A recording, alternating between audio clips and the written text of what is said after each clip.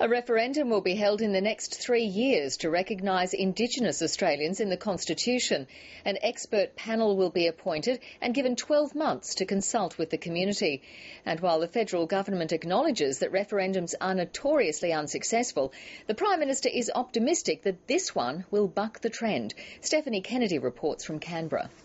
I commend the motion to the House. After the historic apology to the stolen generations, some Indigenous Australians felt the momentum towards reconciliation faltered.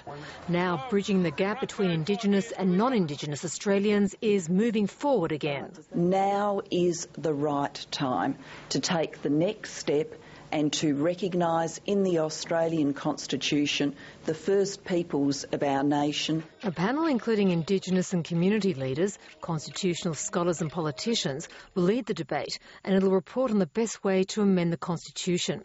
Then a referendum will be held either before or at the next election.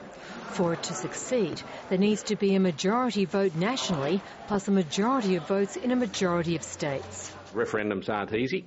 There have been 44 in Australia, only 8 have been successful.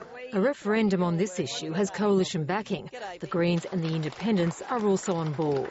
Support this widespread across the Parliament means we have a once-in-a-50-year opportunity for our country. I'm certain that if this referendum is not successful, there will not be another like it. And that's a warning echoed by some Indigenous leaders. It's more than just about Aboriginal Torres Strait Islander people.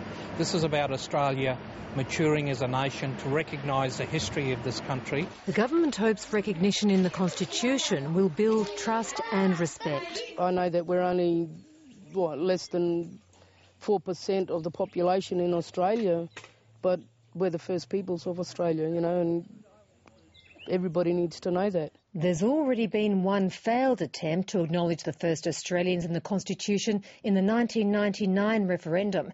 It was rejected by nearly 60% of voters.